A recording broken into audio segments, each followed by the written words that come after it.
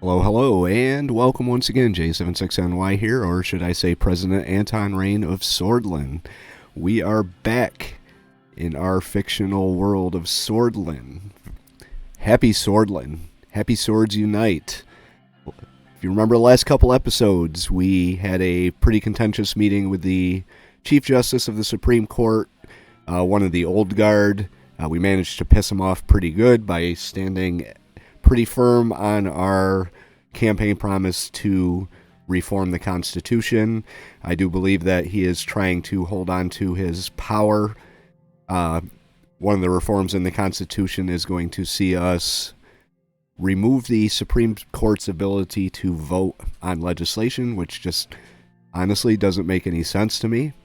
So we are going to go that way. And then we had a barbecue with our son Frank. I think that was pretty productive.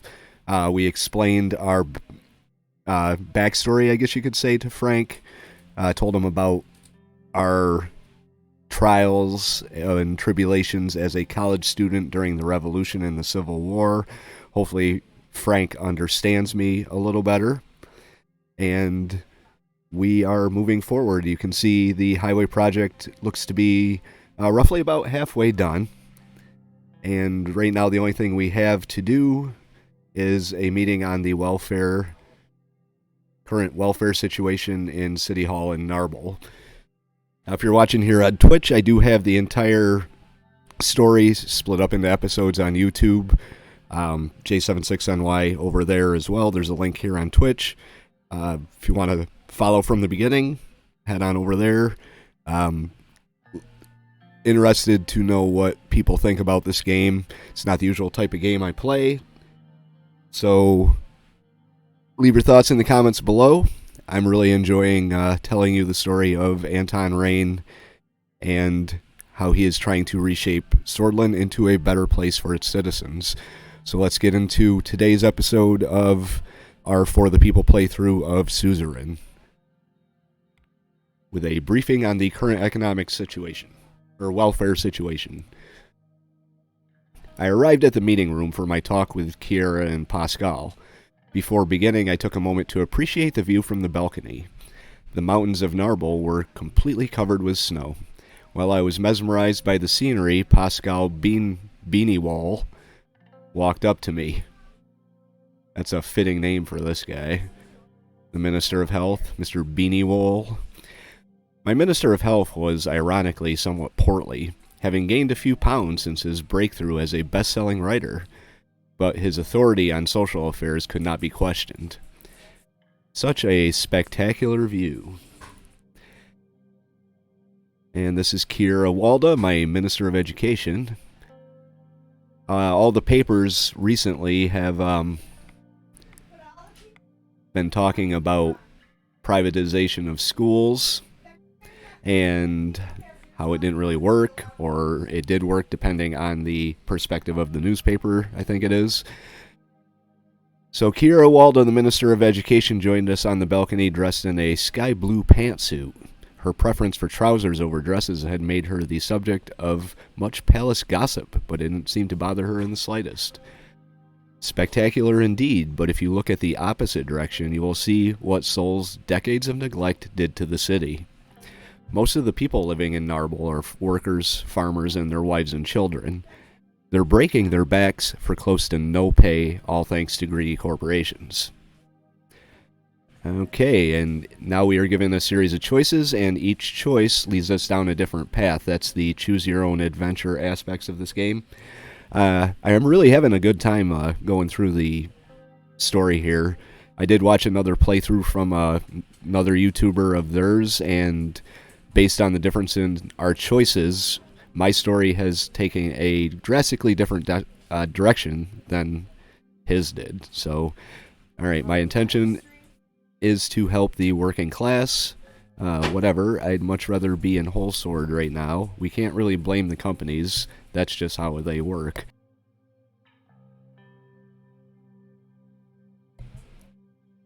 So, we are pro-capitalist, but we need to do something about this shoddy economy, so I think I'm going to go with number 3 because it's partially right. Yes, we can. Similar companies are doing much better for their workers in United Cantana and Arcasia. Also, why don't you move there? If you look past the view, you can see the real problems. Real problems like poverty. Pascal nodded gravely. This was a subject he knew quite a bit about himself. His best-known books were about the plight of Sordland's less fortunate, drawing from his own past growing up in squalor. Well put, Miss Walda. I don't need to tell you about my own experiences with poverty, and you've been through similar hardships yourself, Mr. President. It feels like the cards are stacked against you, or we have all gone through difficult times. Times are tough for everyone. We did go through a revolution, after all, and a civil war. True, but some lives are more difficult than others, like ours was, and still is for hundreds of thousands in Sordland. You don't have to have been born poor to sympathize with the plight of the impoverished, much as you don't have to have been born a woman to recognize Sordland's need for parity among the sexes. Parity among the sexes shouldn't be our first priority. Look at how many high-ranking female politicians our country has. Appearances can be deceiving, Pascal, says the Minister of Education. Her voice sounded bitter. Think about how Lilius Graff got to her current position. I don't necessarily believe the rumors about her and Saul, but she never could have risen so high if she didn't parrot his cause. She's a politician. She's going to latch on to whatever power position she can. Gloria Torrey. Is it an accident that the first female assembly speaker is such a staunch conservative? And then there's the Alfonso's There was Alfonso's habit of promoting women to prominent positions to give Sordland a progressive sheen while accomplishing nothing in reality. While women in places like Narble are denied an opportunity to advance, the government can use a handful of female politicians from wealthy families, myself included, to pretend their only obstacle to success is their own lack of initiative. Meanwhile, those of us who don't use our clout to help powerful men stay in power are denigrated as angry spinsters. I ask you, Mr. President, does anybody care that your strategist, Mr. Galad, doesn't have a wife? That's his own business. I've been wondering about that, actually. Leave Lucian out of this. You veered off topic, Miss Walda. I agree with you completely. Sordland's women deserve better. I'm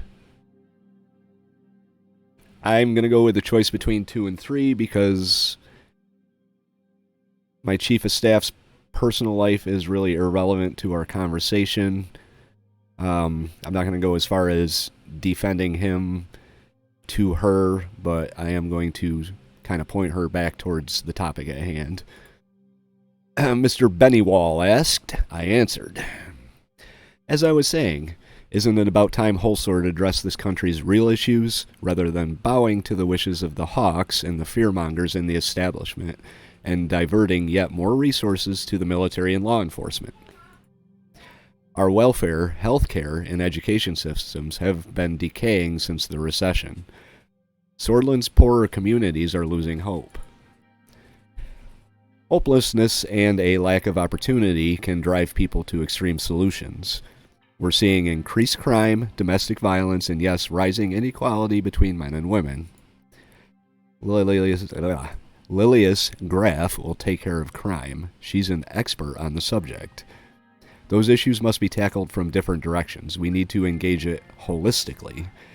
If only we could stop the recession, create jobs and growth, the capital must be prioritized towards the resources that matter the most.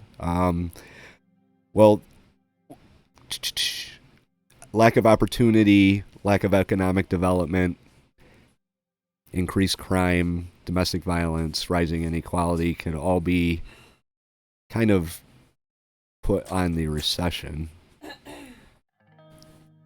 If we could only stop the recession, create jobs and growth.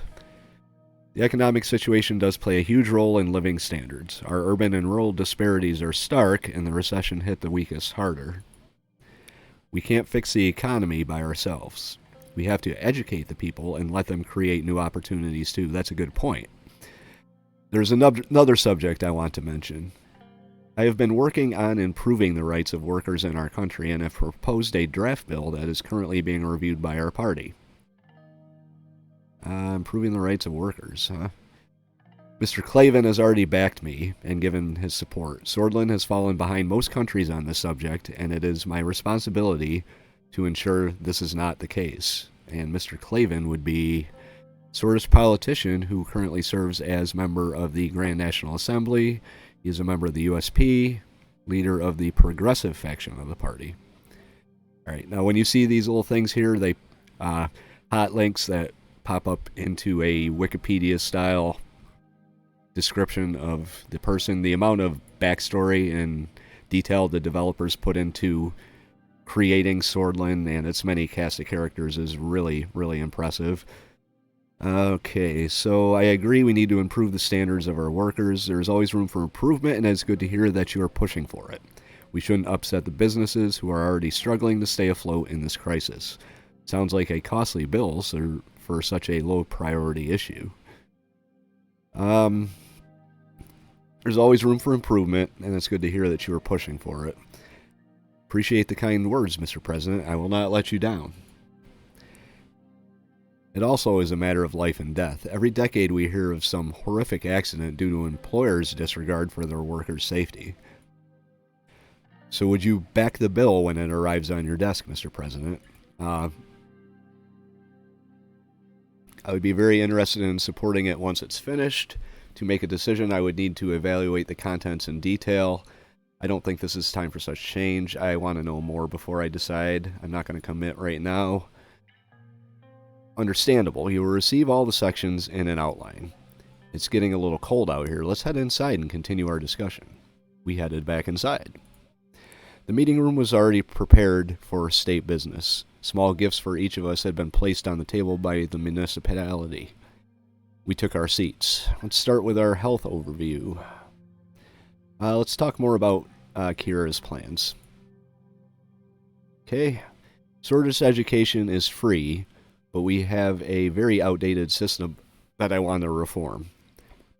The other important issue is the lack of access to education in rural areas, especially for young girls. Your administration has the power to solve both problems. My highest priority is to get enough funding to be able to build schools in rural areas while I cleanse our educational system of its nationalistic indoctrination and sexist teachings. How many students and teachers do we have? What's the literacy rate of... what's the difference between urban and rural education? Urban areas have 3 times the number of schools per 10,000 people compared to rural areas. Okay, rural areas also suffer from a lack of teachers. I can imagine teachers not preferring desolate areas, and that's not a very good ratio. Well, I don't really disagree with this statement here. The ratio would be kind of a natural outcome of population size, I would think. So I'm going to go with that one. Salaries for teachers are very low here. We need to increase their pay to give them more incentive. How many students and teachers do we have? What's the literacy rate in Sordland? And thank you, Kira. I can fill in the blanks from her. That's kind of dismissive. So what's the literacy rate? The literacy rate of Sordland is at 80%. This is a very good indicator for future growth, but it needs to increase. It's also far lower among girls than boys. If I remember correctly, the most illiterate areas are Bergia and Agland. That is correct, although Lockhaven skews the statistics for the Nargis region, which also has a vast number of illiterate citizens. This underlines my point about the lack of access to education. How many students and teachers do we have? Currently, there are about 5 million students. 3 million in primary education, 1 million in secondary, and 1 million in tertiary. There are 155.316 teachers, or 155,316 teachers. That's Quite a deficit, isn't it? Sordland is full of young and bright minds. We should keep striving to make education available for all. It is indeed full of potential. There we go. I think there needs to be a change in the way of thought. We should help children to question and educate themselves. I can fill in the blanks from here, I guess. Want to hear about the healthcare system? As you wish, Mr. President. Sordland has a free healthcare system, except for a few private hospitals operating under it. Most of the populace receives adequate treatment. Health issues primarily appear in rural areas due to the lack of quality services. I am doing my best to ensure that citizens of all ages receive the best health care they can. I also personally want to solve the high infant and maternal mortality problem. What's the life expectancy and mortality rates? Our life expectancy is 65 years, and the infant mortality rate is a worrying 85 per 1,000 births, while our maternal mortality is at 90 per 1,000. Be assured that we are doing everything we can to save mothers and their newborns.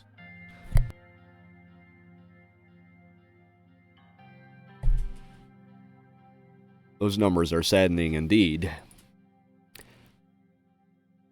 I agree, we must do everything we can. I expect nothing but your best efforts to improve the situation. This is your area of expertise, sir. We are working very hard on improving the quality of services. How many hospital beds are there per 10,000 citizens? There are 10 beds per 10,000 citizens, which is a very good number according to our comparisons with our other neighbors. We see a lower number in the countries of Agnolia and Wayland, but obviously can't match Lesbia or Vogsland. Agnolia and Wayland are hardly countries to take as a standard, but it is good to know we aren't in a huge health crisis yet. All right, how many doctors and nurses? We have 31,594 doctors and 73,680 nurses working for the Ministry of Health.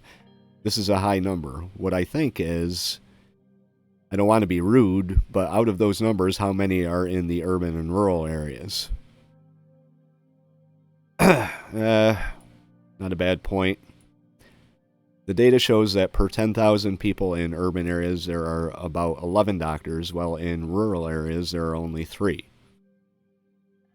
Treatment time is still too high due to the low number of doctors in rural areas, which get barely any proper coverage. Thank you, Pascal. Your in-depth briefing is much appreciated. Okay, I think that's everything. Kira stood up and moved towards the window. She took a deep breath. What is it? I could ask her what she wants. I hope both of you are preparing your reform plans for improvement. Wonder what her problem is. Look at this impoverished city. The streets full of potholes, the hospitals barely functioning, the school half open. This is not just about Seoul or even Alfonso failing. This decay in Sordland's forgotten regions has been going on for many decades due to structural corruption, which is fueled by capitalism. Well, you are in the wrong administration, lady. Tarkin Sol did more for the country than any of us. Why would I say that? Let's not get in an oh my lord. Let's not get in an ideological debate. We need to focus on the issues. We are here to change that trend and to provide for the people. Pascal, what do you think? Well, what do you think, dude? Sir, there is not much to be said. I agree with Kira, but it is also Gus Manger's job to improve these areas. It is the responsibility of each and every one of us. Kira sat back down inside. One way or another, we need to transform. Greed and unchecked capitalism will not magically provide for the people.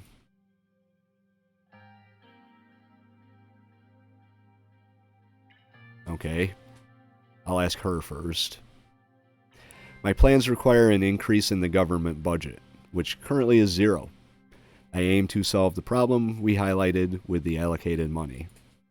By building schools in these less fortunate rural areas and through fundamental changes to the education system, I will unlock the potential of all of our children, boys and girls alike.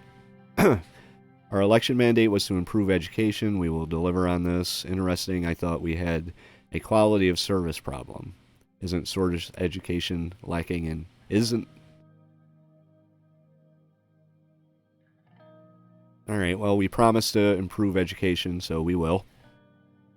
This brings hope to the table, which needs to be followed by action.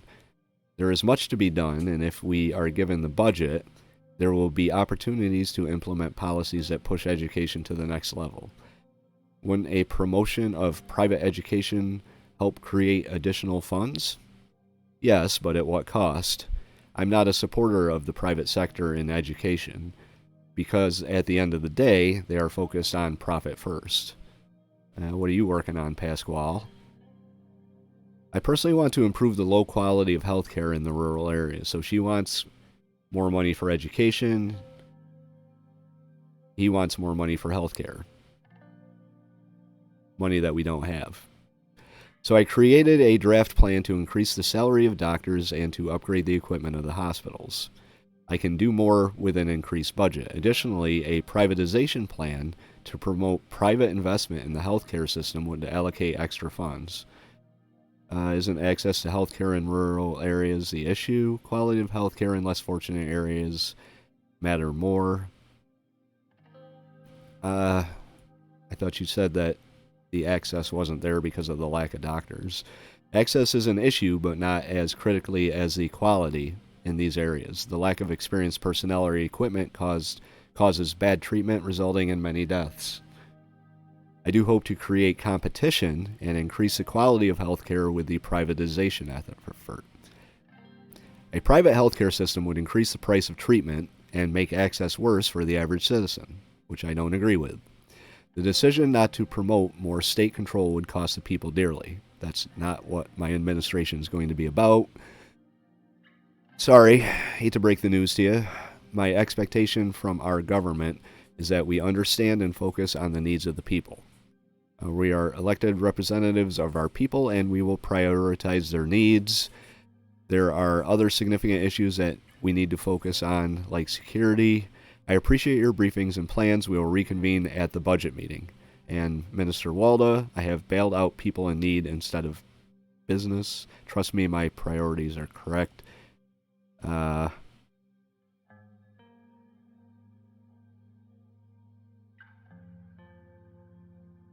We're going to go with we are elected representatives of the people, and we need to prioritize. And Pasquale thinks that's reassuring. I don't want to sound cynical, but almost all governments keep making the same promises. We must show we are different through our actions. I think we covered all the necessary subjects. Thank you for your time. I do hope we won't repeat the same mistakes again and again. Have a good day, Mr. President. The ministers left and I attended other official business in the city. The weather was relatively cold, but it didn't keep a group of USP supporters from coming out to cheer at us on the streets. Just by looking at the citizens' attire, it was easy to understand the current state of Narble. Some people were wearing clothing a few sizes too large. Some kids did not even have shoes. Yet there was hope in their eyes. They were excited to see their president in their city. Okay? So, education and healthcare are two things that are going to come up at the budget meeting, and I'm going to have to make a decision between one or the other, or more than those two things. Okay, read the report from Estord. Young Sword members found decapitated. So the political turmoil is continuing. The Estord Police Department has found a decapitated body in an abandoned house where the victim was later identified as Kurg Lenke, a high school teacher and member of the local Young Swords Cultural Center. The victim was discovered to be tortured with hot iron rods before his tongue was cut off. My God. Police suspect the Red Youth are responsible for the incident. The incident has not been made public.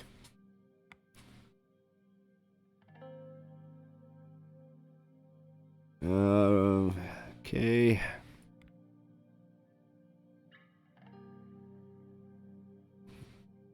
And there's a mine disaster in Morble. A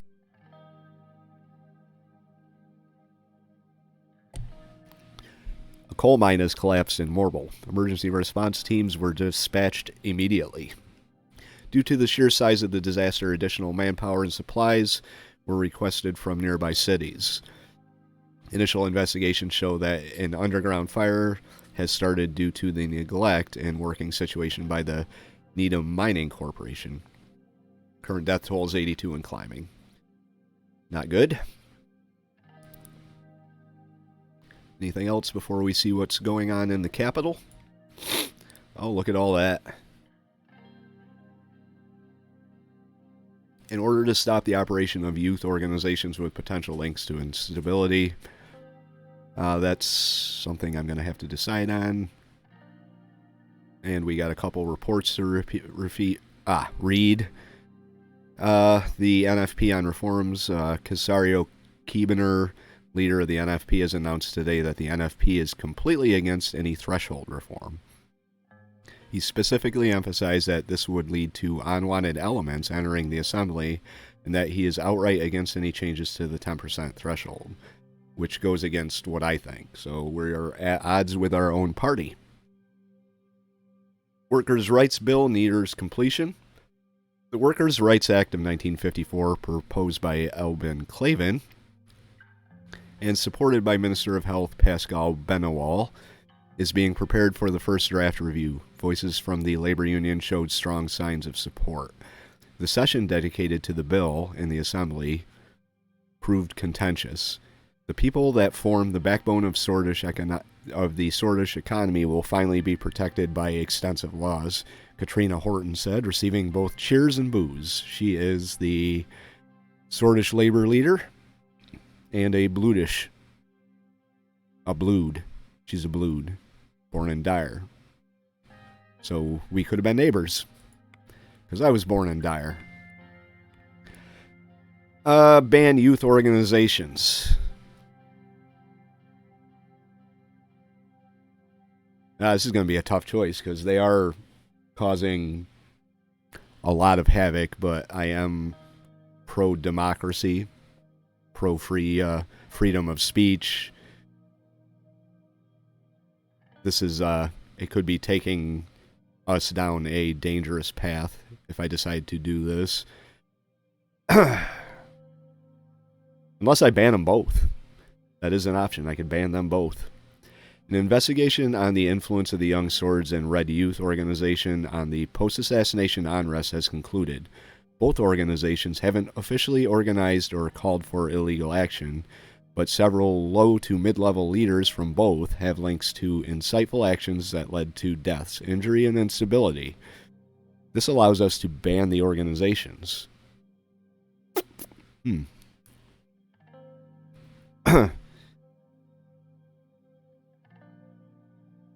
I'm going to go with security because they cannot seem to control their members. So we are banning the Young Swords and the Red Youth, or whatever they're called here. Read the report from Whole Sword, and then finalization of the drafted constitutional changes. And we've got some newspaper articles to read. Let's see. Administration announces ban on Young Swords and Red Youth. Effective immediately, the administration has announced a ban on the anti-government organizations Red Swords and Young Swords and Red Youth as a response to the recently escalated political tensions. The ban also states that it is strictly illegal and forbidden to carry symbols, clothing, and anything that can cause a person to be identified as a Red Sword. You know what? Whatever. These guys, they suck. They're causing too many problems. Political freedoms restricted, says the Lockhaven Times. Two of the most popular and symbolic political youth organizations have just been banned by the president of Sordland because they were killing people left and right. The news came out of nowhere when the administration made an official announcement blaming the instability, death, and violence caused in the past months on both organizations who have just been stripped of their rights to operate by the Ministry of Interior. The leaders of both organizations have made a joint statement against the decision and said that even though their beliefs are different, their right to express their political opinions should have been taken away. Well, you should have done a little more to control your members. I tried calling for unity. I increased security, and still people are getting beheaded, so tough luck. Anti-Red Youth and Anti-Young Swords operation. Upon receiving the order, thousands of police officers conducted cease and desist operations against the Red Youth and Young Swords. Wow, I actually got it right that time. Our forces closed hundreds of organizational offices and afflicted businesses all around the country. Affiliated businesses all around the country. Additionally, judges have given orders to block all bank accounts and to freeze all assets. Dozens of peaceful protests from the members of each organization were forcibly dispersed. 2 separate shootouts, one in Jen and the other in Lockhaven, have lightly wounded 5 officers who are being treated in hospitals. Most of the organizational capacity of both entities have ceased, but cleanup operations continue. All remaining elements resisting the order, now being considered as violating the law and are being arrested. Admittedly, that was kind of heavy-handed, but sometimes you have to let the kids know who's in charge. Now we got the finalization of the drafted constitutional changes. I was walking to my office since today was the day to edit and make the final changes for the proposal to change the Constitution of Sordland. The Reform Committee finally bore tangible results, and the draft of the changes were about to be presented to me. I walked in the marble corridors of the palace thinking about the huge decision I was going to take. At the entrance to my office, my secretary Olivia greeted me. "Good morning, Mr. President." "Morning, Olivia. How are you today, sir?" I'm fine. I'm about to make stressful decisions, so not feeling that great. I feel better now that I've seen you." Oh boy.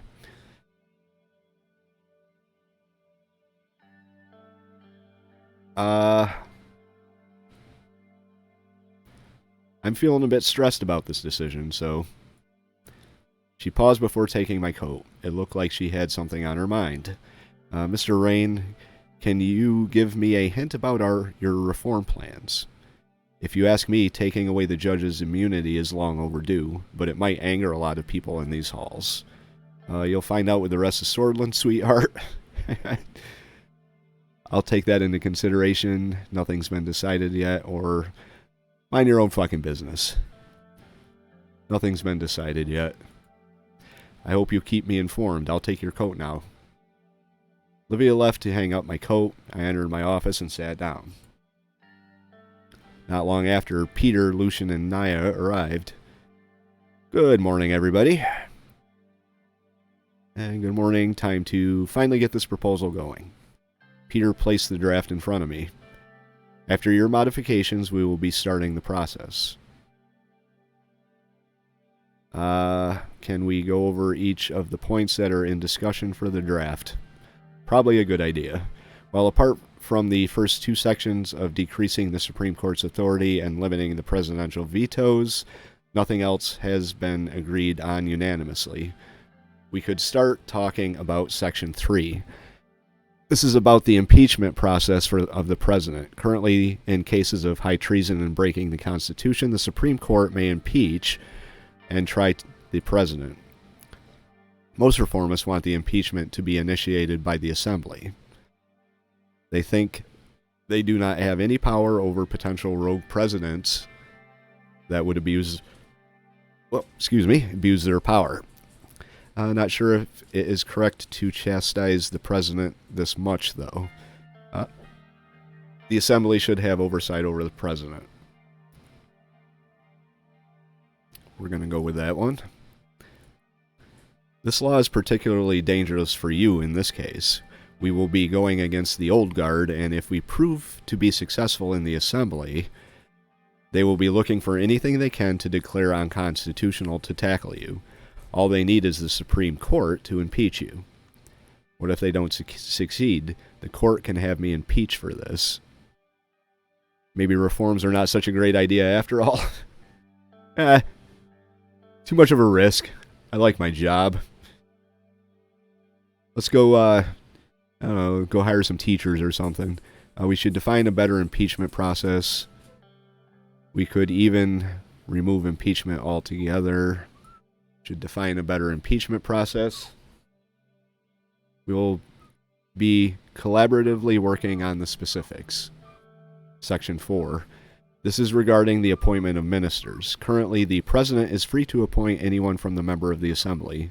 Nobody else is involved in the process.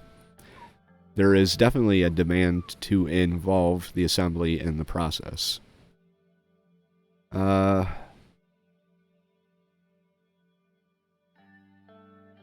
President is free to appoint anyone from the members of the assembly. Nobody else is involved.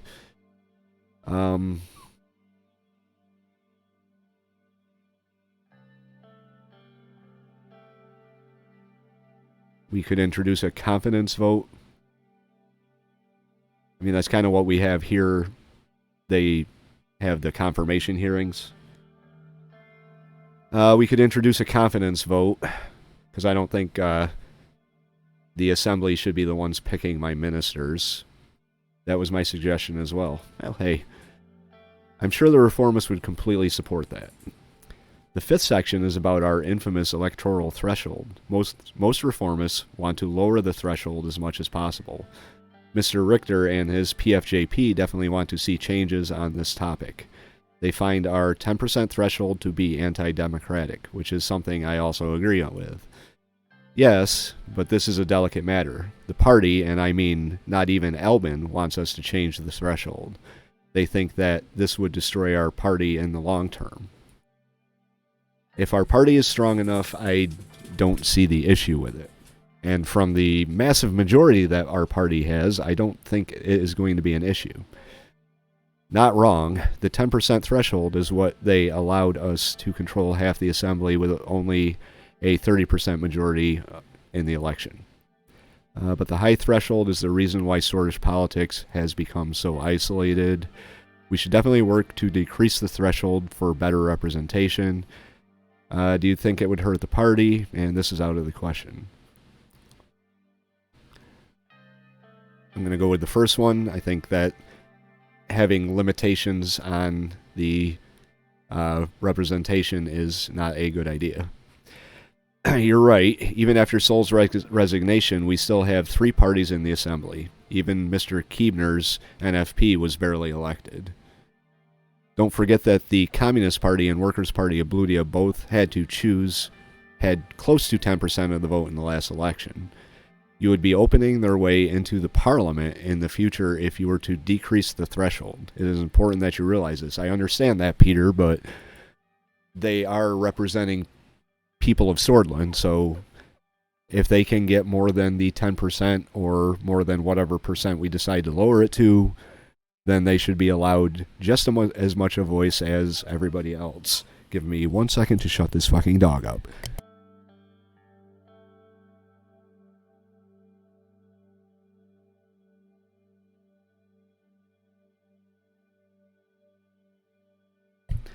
Of course, that would also mean that USP might lose its majority in the assembly, sir. Well, so be it. If our own democracy is the reason for our downfall, we will have to accept it. Don't worry, with these reforms, we will be even more popular. We can't just give away our majority, and we can't allow communists to enter the assembly. We are doing what the people want, so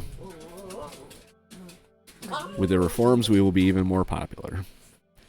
And Lucian Galad says, I hope it works out, Mr. President.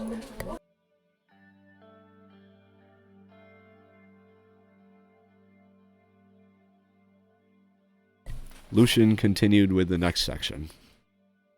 Section 6. This is about the presidential decrees. Reformists demand more limitation to the president's executive powers. Mr. Richter has demanded them to be completely removed. I've suggested to bring some limitations to decrees regarding their applicability. While we keep them, we should try to make sure that they will only be used in emergency situations. We could also make it dependent on an enabling act from the Assembly. Sure, it would make the whole process longer, but as long as we have a majority, nothing really changes. Yeah, the dogs are okay. They're two pugs, and that's what they sound like when they play.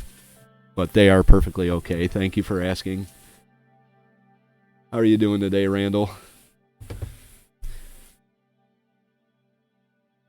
Okay, back to our little meeting here.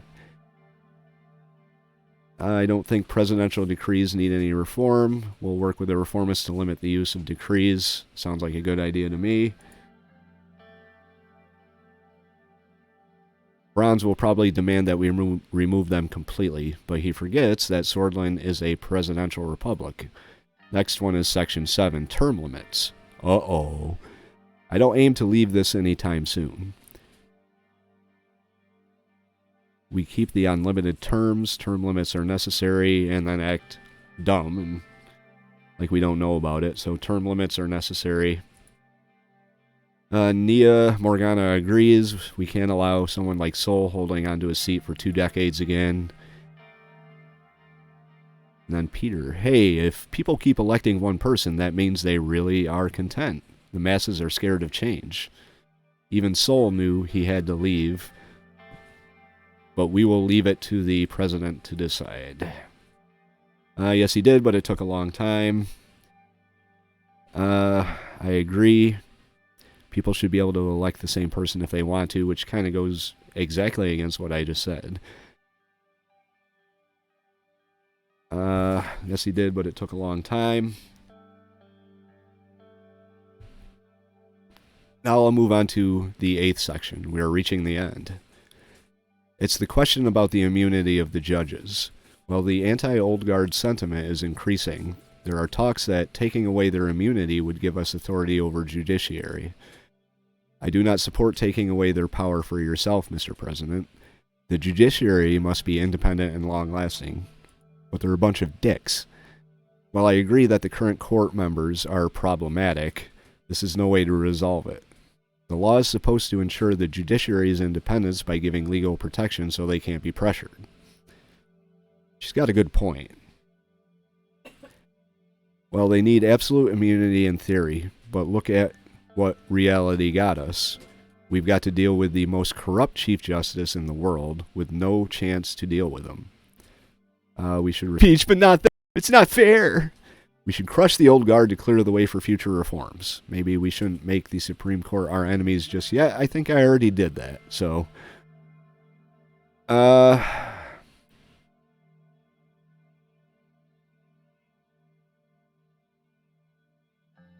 This is a tough one.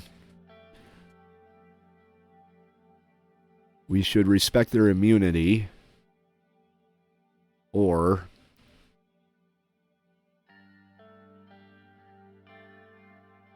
See, if I go with this one, I risk the possibility that the politics will be used as a tool against the Supreme Court, and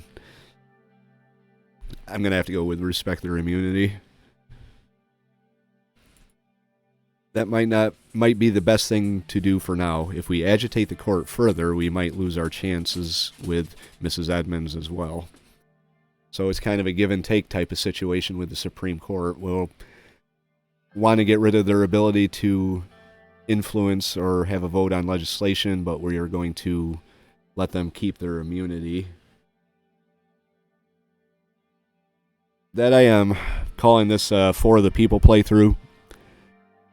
I am planning on doing at least 2 more playthroughs, one where I'm a little more heavy-handed, called For the State playthrough. And then the third one is going to be pick the douchiest option offered every chance I get the douchebag playthrough. So I'm actually kind of looking forward to that one. Alright, and the last one is the question about Saul's legacy. Basically his member of honor law. It gave him absolute immunity even when he's retired. He is a permanent member of the assembly as well, but luckily he doesn't really attend anymore. According to the Constitution, the members of honor not only has legal immunity, but the state also covers most of their expenses as well as providing security at all times. It can only be given to someone by an absolute majority vote in the assembly and the approval of the president. That's why only Tarkin Sol has that title. He gave it to himself right after his military coup. This law is basically made up to save the colonel, and it has symbolic importance for Sordland because of it. We must get rid of this senseless law that protects him. He should be able to face justice for the atrocities that had taken place during his rule. I tend to agree with that. We could keep the title, but take away the immunity clause.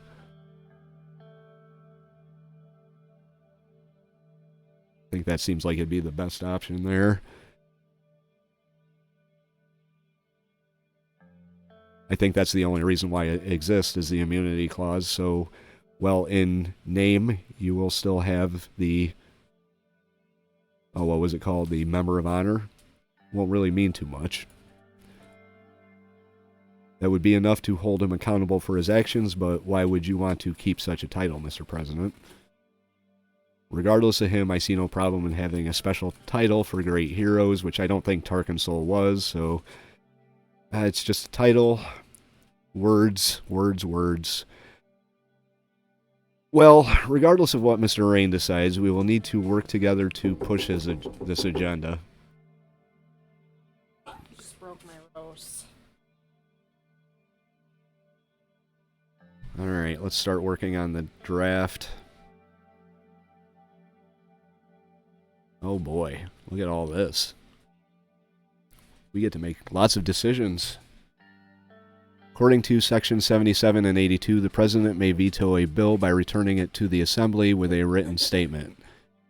The article does not contain any information on how to override a veto.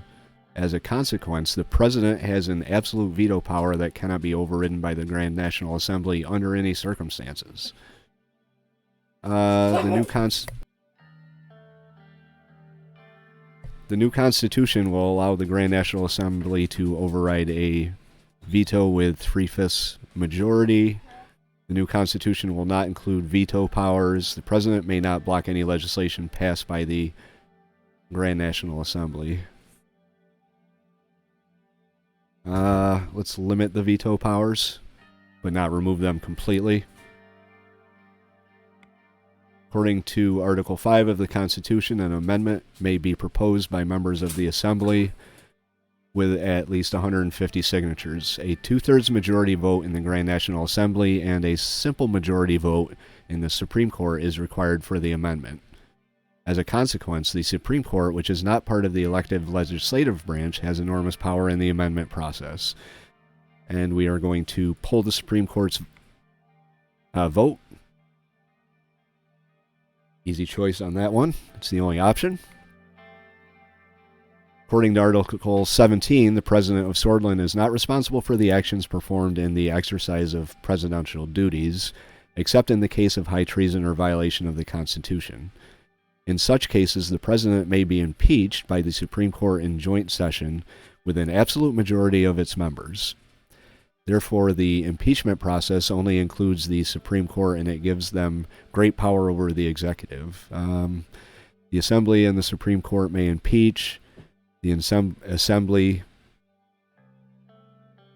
we're going with this one. The Assembly needs to be the one that does the impeaching.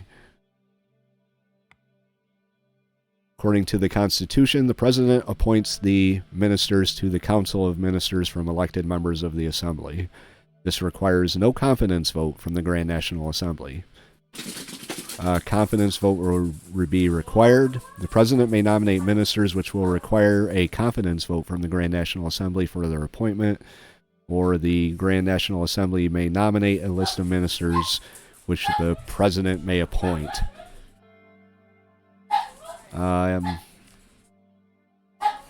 We'll go with the confidence vote. According to Article 50, a political party, needs a minimum of 10% of the total national vote to win seats in the Grand National Assembly. The votes of the parties who pass the threshold are redistributed proportionally, meaning USP, which currently holds the lead, would be the main beneficiary. Decrease the threshold to 8% or decrease it to 3%. The new constitution will have an 8% threshold for political parties. New constitution will have a 3% threshold for political parties. This would allow many smaller parties to be elected in the next election, significantly reducing the power of the USP.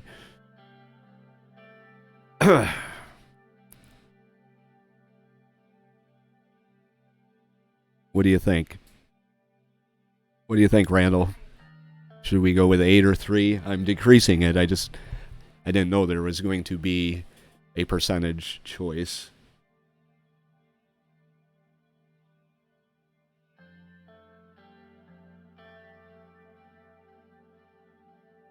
%3 seems too low, but 8 is too high. Yeah, I think they should probably just give you a sliding scale, but they don't.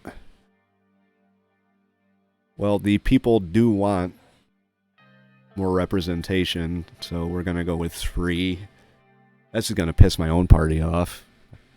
I've already gone against them once. I vetoed the first legislation. According to Article 18 and 51, the President is able to issue decrees on political, social, and economic issues that would carry the force of law. Good old executive orders, huh? They could not contradict the Constitution and are subject to judicial review. Therefore, the President may issue decrees in many subjects without going through the Grand National Assembly. However, the Assembly may pass legislation on the same subject to override the presidential decree. It kind of seems like they're balanced out a little bit. The President can lay down a decree, the Assembly can contradict it and wipe it out, basically, with legislation.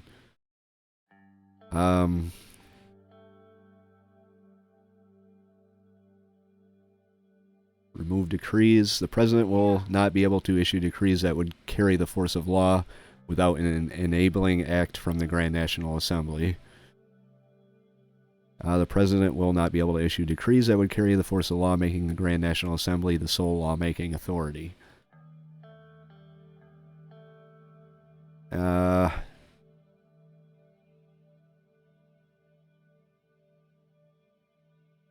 Well, we could do this one, because it would be like my presidential decrees are just kind of suggestions on the path.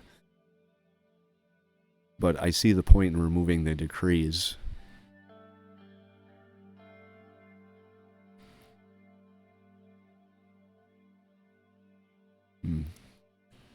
Or we could just leave it the same.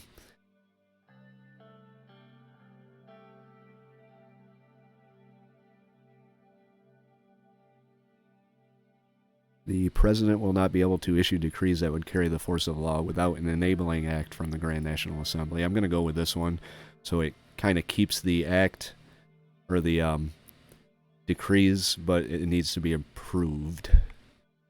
According to the Constitution, the President shall be elected for 4 years. However, there is no mention of a term limit, allowing one individual to be able to be president forever. 2 term limits. There we go.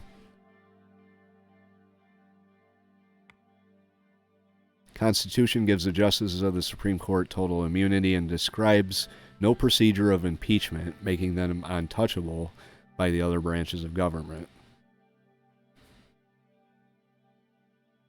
Judges can be impeached or do not change.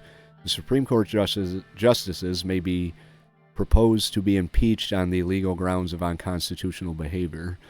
A valid impeachment proposal will require a 2/3 majority decision of the Grand National Assembly to impeach the individual justices.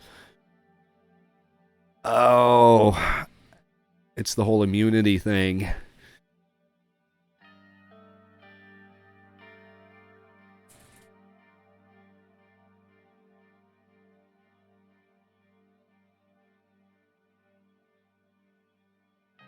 Well, this was my compromise.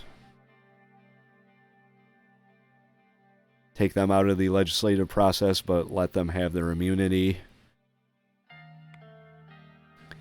Article 99 of the Constitution defines the Member of Honor title, its appointment procedure, it's the Tarkin Soul, get down on your knees thing. Abolish honorary membership. Article 99 in the Member of Honor title will be removed, every president, and abolish the immunity. That's what I decided on. You're about to make constitutional changes to Sordland. Are you sure about your decision?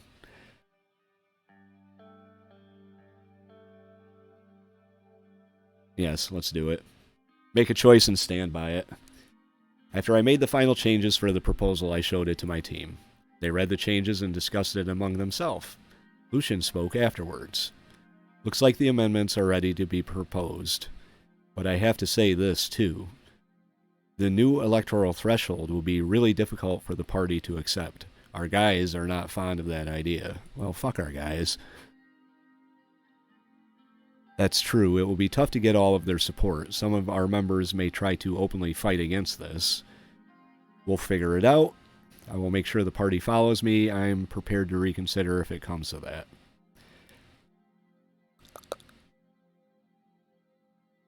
Well, that gives me an out. Like, if I have to raise it up to 8% to get the support to pass the reforms, then I guess that's what I might do. We will do our best to make it work, sir. Any other comments before we proceed? I don't think I have any problems with the changes. Thanks, Peter. Appreciate it. And Nia, you too. Looks like we can proceed immediately. I will personally work on the wording of this proposal with my hand-picked legal experts. With Miss Morgana's reputation as the most experienced attorney, this proposal will be bulletproof. Chief Justice Orso will have a hard time convincing others to oppose it. I hope so, since he doesn't like me very much right now. In the meantime, you must introduce this proposal to our party. You will need to get them to back us if we want to pass the assembly. And that's going to be the hard part. Sir, I advise you to first talk to the leaders of both conservative and reformist wings of the party. As far as I'm aware, Mr. Clavin supports the reforms already. Mrs. Tory will be the real problem. She became the real heavyweight after we left for the executive. Any advice in dealing with them? Any advice for the speech? And I will handle them. Well, what do you guys think? As Mr. Vectorn has said, Mr. Clavin will probably be easier to persuade. We need to unite the party under this, so his support is vital. Mrs. Gloria will be tougher to break. The problem is that she's capable of turning the moderates and the conservatives against us. As much as I don't want to say this, if she makes demands to change the proposal, you may need to give in. Understood. Wish you good luck with the party, sir. I think we can end the meeting here. We all shook hands and they left the room. Okay, that's going to do it for episode number 9 of our For the People playthrough on Suzerain. Had a bit of a busy episode there. We got the reform package submitted. Probably going to have to compromise with members of our own party in order to get to the required amount of votes in the Grand National Assembly. That's absolutely something I'm willing to do to a certain extent. We did take kind of an undemocratic approach to the Young Swords and the Red Youth, but I feel that the political violence in the country that they are instigating is way out of hand, and we kind of had to take a heavy-handed approach to it. Anyway, if you liked the episode, hit the like button. If you would like to follow along with President Rayne as he reshapes Sordland, hit that subscribe. Leave your thoughts, tips, and advice in the comments below. And as always, J76NY saying thank you very much for watching and have yourself a very good day.